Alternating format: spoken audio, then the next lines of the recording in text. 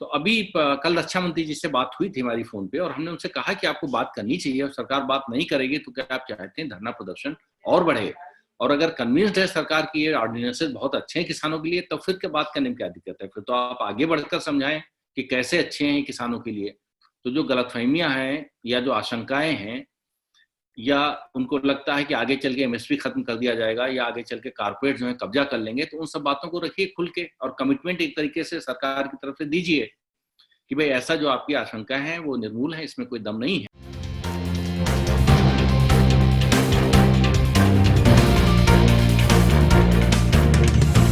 झूठ से दूर, खबरों से भरपूर। आज देश के किसान सड़क पर हैं। अभी पंजाब के किसान ने जहर पी ली है, हालत गंभीर बनी हुई है। किसानों की समस्या क्या है, इस पूरे मामले पर आज हमारे साथ बातचीत के लिए मौजूद हैं डॉक्टर एमजे खान। डॉक्टर साहब, आपका स्वागत है। Thank you. डॉक्टर साहब, आप इंडियन फार्मर अलायंस के संस्थापक भी हैं और Indian council of food and agriculture के चेयरमैन भी हैं।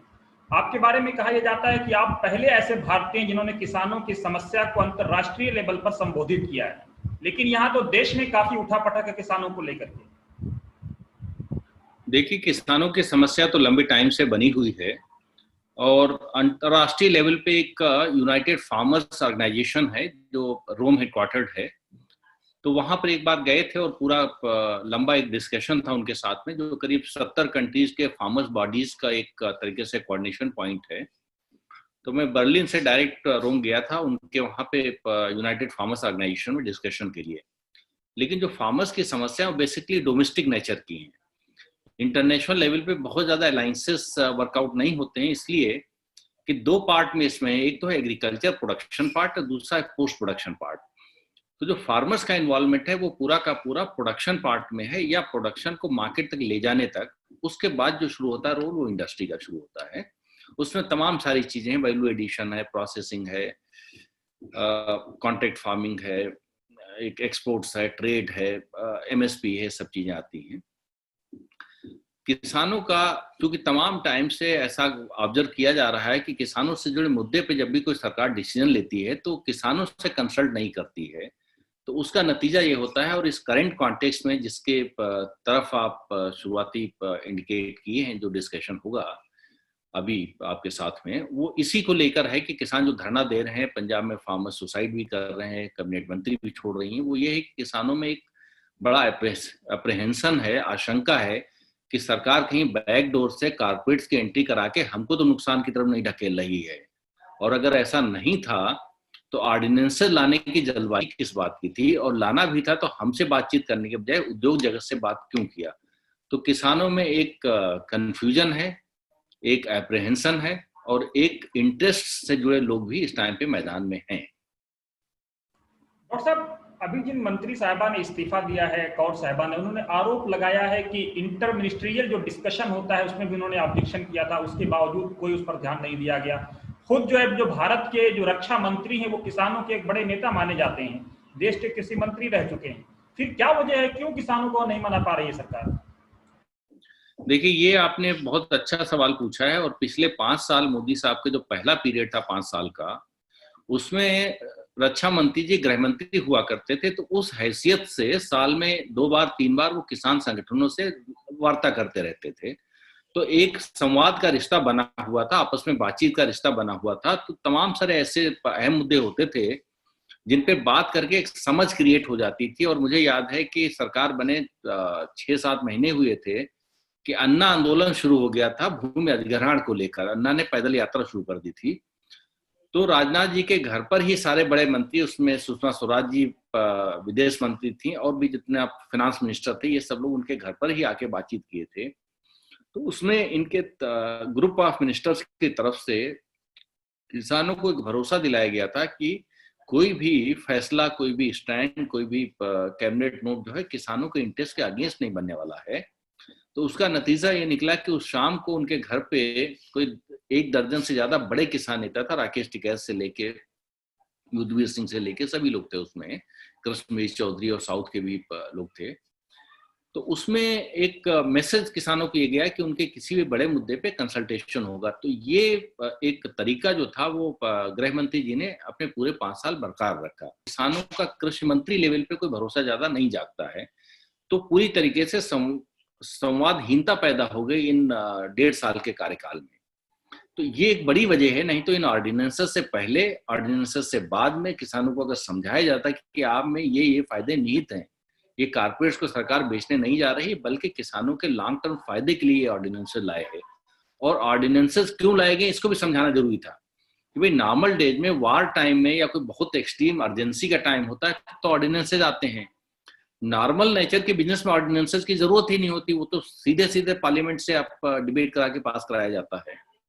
तो इसको भी समझाने की जरूरत है कि ऑर्डिनेंसेस लाने की क्या वजह पड़ी। तो अगर ये संवाद हो जाता तो शायद आज जो किसान सड़क पे उतरे हुए हैं वो चीज ना आती।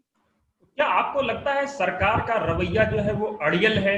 क्योंकि भारत में इस वक्त 3 लोग माने जाते हैं काफी पावरफुल, प्रधानमंत्री, रक्षा मंत्री और गृह मंत्री, और तीनों से किसानों का कोई संवाद नजर नहीं आ रहा है।